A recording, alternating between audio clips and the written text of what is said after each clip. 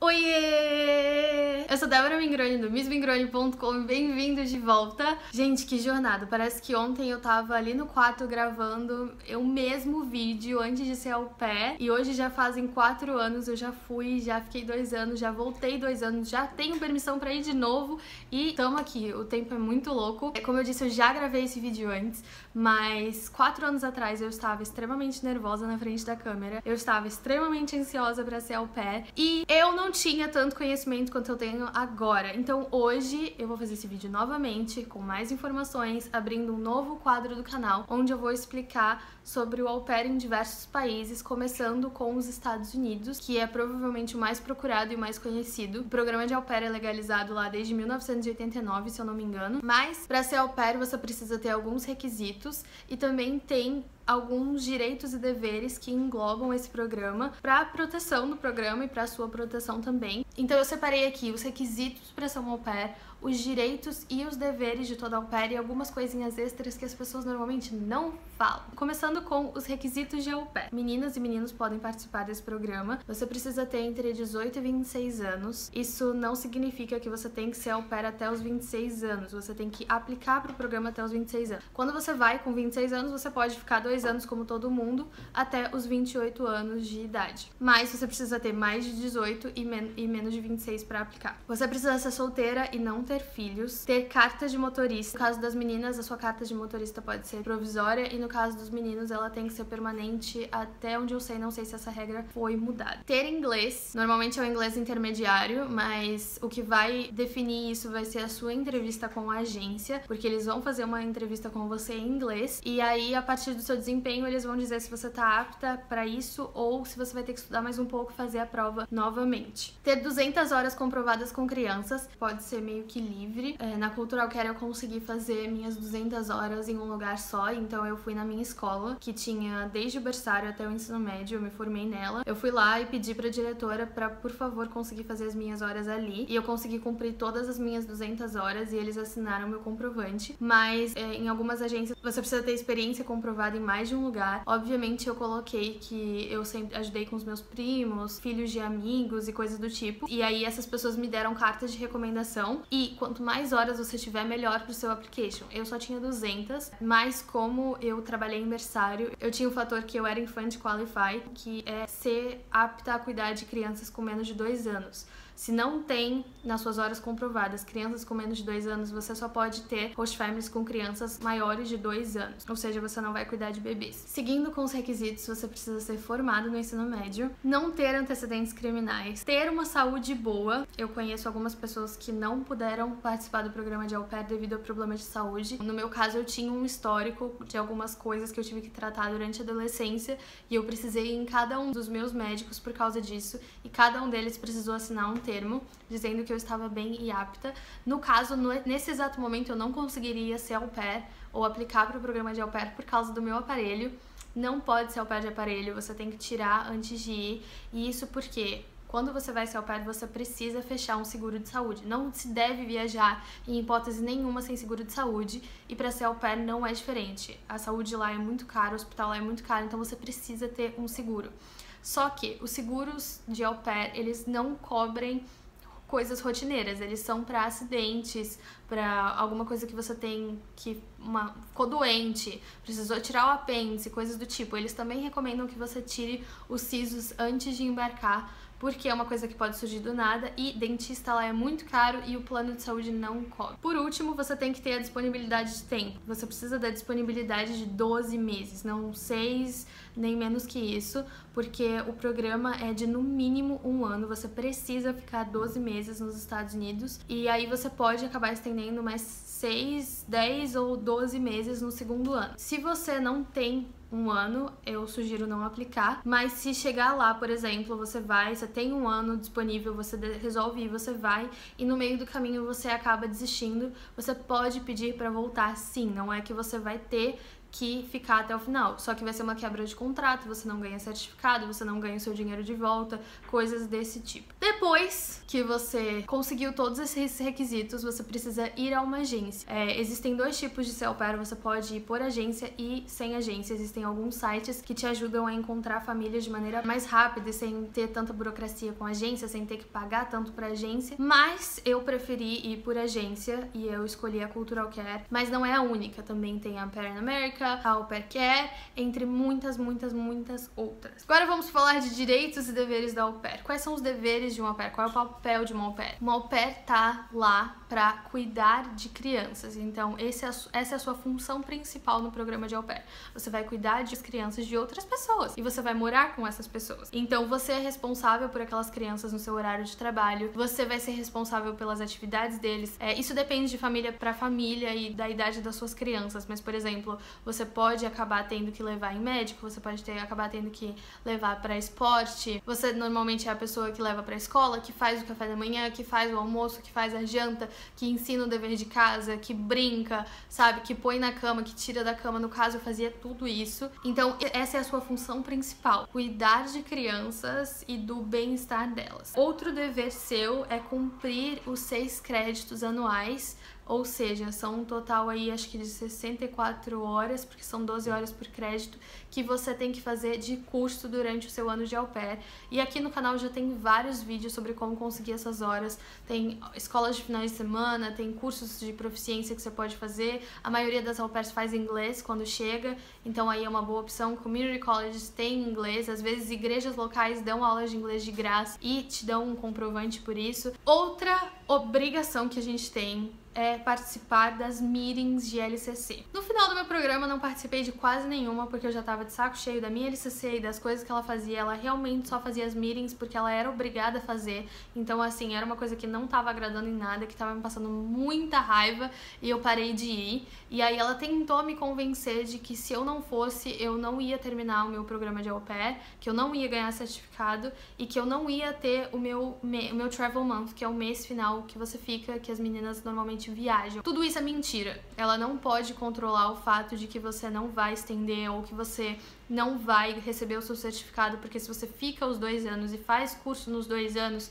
você ganha o seu certificado. E ela não pode tirar o Travel Month, porque o Travel Month é um mês a mais no seu visto que te permite ficar lá pra juntar suas coisas e ir embora, que as meninas acabam usando pra viajar. Então, assim, ela tava tentando me convencer aí, dizendo que eu era obrigada a ir, mas você não é. Só que, se você não cria um bom contato com a sua LCC, quando você precisar dela, muito provavelmente ela não vai te ajudar, porque você nunca está ali. Então, meio que é uma coisa legal de se participar. Eu participei por muito tempo. No meu primeiro ano eu adorava, e no segundo ano eu já tava de saco cheio, mas eu tinha uma família com quem eu conseguia ter conversas muito abertas e com quem eu já tava ali há muito tempo, então eu assumi que eu não precisava mais dela e realmente não fez diferença na minha vida. Mas é uma coisa obrigatória. Aí algumas das suas tarefas dentro do au pair são dirigir. Isso depende da família, isso depende se eles vão te dar um carro. Fazer a laundry das crianças. Então a laundry é lavar a roupa das crianças, e aí isso daí depende de como a casa funciona. Tem mãe que prefere fazer e tem mãe que prefere que a au pair faça. E aí você precisa ajudar com o dever de casa, limpar as coisas das crianças, fazer comida pra eles, coisa do tipo. Tarefas que não são da au pair. Lavar a roupa dos chefes não é coisa da au pair. Cuidar do cachorro também não é tarefa da au pair. Limpar a casa não é tarefa da au pair. Fazer supermercado e run errands não é tarefa da au pair. A sua tarefa é especificadamente para crianças. A família pode sim acabar te pedindo para fazer alguma dessas coisas, e aí vai de você. Você tem que lembrar também que é uma troca. Você tá morando com aquelas pessoas, o lixo ali também é seu, a louça ali às vezes também é sua. Mas se, por exemplo, uma coisa que acontecia muito na minha host family que eu detestava era que toda segunda-feira tinha uma pilha de louça pra eu lavar, sendo que eu não tinha comido nada daquela louça. Então, assim, aquilo não era obrigação minha. Eu acabava fazendo porque eu sou assim, mas não é uma obrigação sua. A sua obrigação são as coisas das crianças no seu momento de trabalho. Agora a gente vem pra parte legal. Qual é o direito que você tem como au pair? Como au pair, você tem direito a 195,75 dólares por semana de trabalho. Tem família que paga fechado. A minha família pagava fechado, ou 195,75 ou 196 dólares por semana. Tem família que arredonda para 200 e tem família que às vezes gosta de pagar mais. Mas menos do que 195,75 é proibido. Esse salário é baseado no salário mínimo por hora. Nos Estados Unidos você ganha por hora trabalhada e o salário de au pair foi estipulado de acordo com o salário mínimo de $4 a hora. No entanto, ele tem passado por mudanças. Alguns estados já estão adequando para o salário mínimo do estado. Por exemplo, em Massachusetts o salário mínimo é de $12 a hora. Então já foi colocada uma lei que o salário de au pair vai ser de $12 a hora. Isso triplica o valor do salário mensal e semanal da au pair, que vai passar de $200 arredondados para quase $600 arredondados. Mas aí tem uns poréns, porque algumas famílias vão acabar saindo, porque no caso o au pair era um programa com salário barato para eles pagarem, era uma mão de obra mais barata assim. Alguns estados já estão sofrendo essa mudança de salário, então eu não vou falar para vocês que o salário é fixo, 195, mas o valor mínimo para receber até o presente momento é 195 na maioria dos estados. Outra coisa é que você tem direito a um quarto só seu, e só seu mesmo. Eu entrei de rematch porque queriam colocar visitas no meu quarto e queriam que eu mudasse, né, para qualquer outro lugar, sei lá, pra rua, e eu acabei pedindo rematch por isso. Porque não pode, o quarto tem que ser da au pair, tem que ser seu espaço dentro da casa. Não interessa se a casa é da host family, aquele quarto vai virar a sua casa pelo seu ano de au pair. Uma jornada de trabalho de no máximo 45 horas semanais e no máximo 10 horas por dia. Isso significa que você não pode trabalhar mais de 10 horas por dia, a família não pode te obrigar a isso e não pode te obrigar a trabalhar mais de 45 horas na semana. Vamos combinar que 45 horas na semana já é muita coisa. Isso também significa que você precisa ter 1 dia e meio de folga na semana, ou seja, eles podem te pedir para trabalhar até metade de sábado, mas você precisa ter 1 dia e meio seguido de descanso. Então não é tipo assim, eu vou te dar metade de quarta-feira para você descansar e o domingo. Não pode, tem que ser 1 dia e meio junto. Outra coisa é que você tem por direito a ter 1 final de semana livre por mês. Ou seja, se você trabalha numa família que seu schedule você tem 2 dias de folga de terça e quarta e daí você trabalha de final de semana, mesmo assim eles têm que se organizar para que durante 1 final de semana no mês você tenha por direito. Se você está responsável por cuidar de uma criança com menos de 3 meses de vida, obrigatoriamente você tem que ter alguém com você o tempo inteiro. Ou seja, se você vai cuidar de um newborn, de um recém-nascido, a mãe tem que estar ali junto, ou a avó, ou o pai, ou alguém. Você não pode ficar sozinho com a criança. Isso é um direito seu de ter um pai, um responsável ali com você. Outra coisa é que quando você chega, por direito você tem que ter alguém da família te instruindo ou estando com você nos primeiros 3 dias. Eu sabia disso quando eu fui e a minha host family ficou comigo nos primeiros dias e a minha host mom era stay home, então ela ficava em casa, ela dividia todo o tempo comigo, mas quando eu troquei de família, eu cheguei numa época bem caótica pra eles e eu fiquei assim, responsável por tudo do nada, sem ser instruída sobre a cidade, sobre a casa, sem nada. Eu tive que literalmente me virar e não pode. É um direito seu ter alguém te instruindo, mostrando pra você como a casa funciona, como a cidade funciona, como o carro funciona, como as crianças funcionam. É a sua fase de adaptação e você tem por direito que ter alguém ali com você. $500 de bolsa pra estudar. Como você tem como dever cumprir 6 créditos anuais, você também ganha $500 de bolsa. Vale lembrar que é uma bolsa, gente. Bolsa é um auxílio. Então com $500 você dificilmente vai conseguir cumprir os 6 créditos, mas é uma ajuda assim muito grande. Levando isso em consideração, a família também precisa te prover um transporte para você chegar até o seu curso.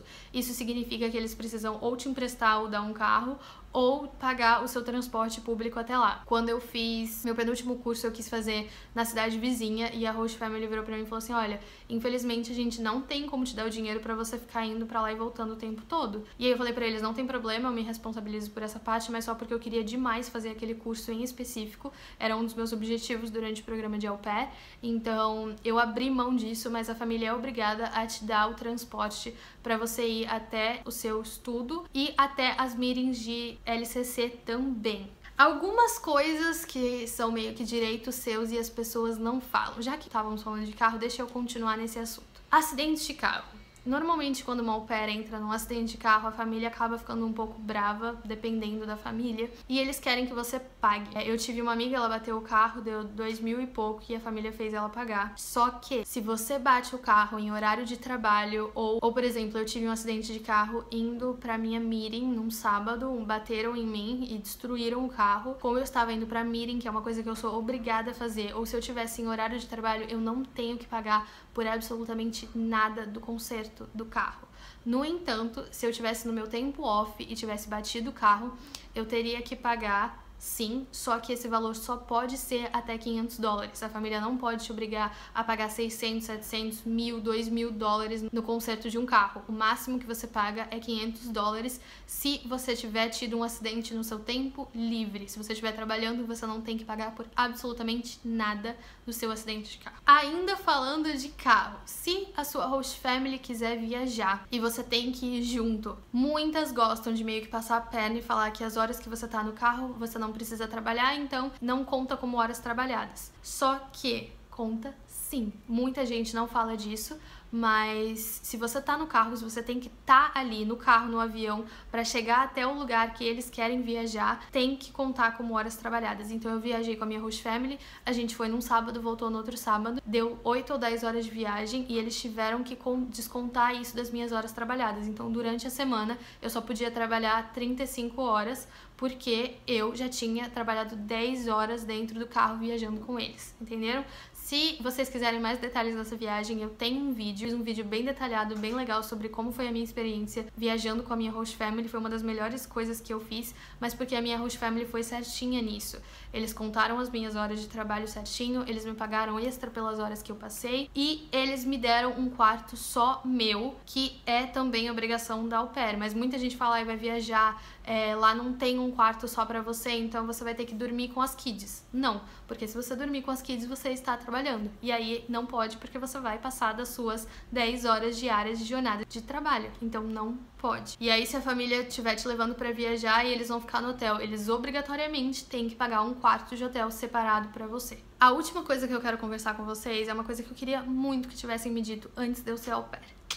Por quê? Porque eu fui para uma família grande e confusa. E eles não conseguiram me dar um break inteiro. Eles me deram 2 breaks picados, ou seja, eu tinha 2 intervalos do trabalho com 1 hora. Um tinha 1 hora e o outro tinha 1h30. E isso não pode. Eu não sei quais são as vertentes, quais são as regras aqui, mas eu sei que você não pode ter breaks picados durante o dia. Você tem que ter um break inteiro. Ou seja, se as suas crianças vão pra escola, você fica, sei lá, das 8 às 3 horas da tarde sem trabalhar. Você descansa, você tá off, você faz o que você quiser. No meu caso, as crianças tinham horários bagunçados, elas iam pra 3 escolas diferentes e a host mom não dirigia, o que é muito raro nos Estados Unidos, porque, tipo, lá é muito fácil, todo mundo tem carro automático, então, assim, não sei por que ela não dirigia, ela morria de medo, ela não dirigia, então eles precisavam de mim o tempo todo e eu ficava pra lá e pra cá, e aí eu levava as crianças na escola pelo período da manhã, tinha que buscar na hora do almoço, dava almoço pra eles, ficava off de novo até a hora de buscar outra menina. Então, assim, foi um caos. E se eu soubesse disso, eu poderia ter batido o pé e falado, não, eu quero um break junto, eu quero 3 horas de break, então se é isso que eu preciso pra cumprir o meu dia, e não ter picado desse jeito. Só que ninguém me falou isso, a LCC não me falou isso, ela só perguntou como é que tava o meu schedule, e pra mim eu falei que tava bom, porque eu não sabia que eu tinha esse direito, então eu achei uma coisa legal pra contar pra vocês. Eu vou listar tudo aqui embaixo pra ficar bonitinho, organizado pra vocês. Tem vários vídeos aqui no canal contando muitas experiências, contando sobre os meus acidentes de carro, contando sobre o meu processo. Acho que a única coisa que não tem são relatos dessa minha experiência cuidando de 5 crianças com menos de 5 anos, que eu pretendo sim vir aqui falar sobre, mas eu espero de verdade que vocês tenham gostado. Qualquer dúvida, deixe nos comentários. Qualquer coisa importante que vocês acham que eu esqueci de falar, pode deixar também nos comentários. Muito obrigada por ter assistido até aqui. Beijinhos e até a próxima.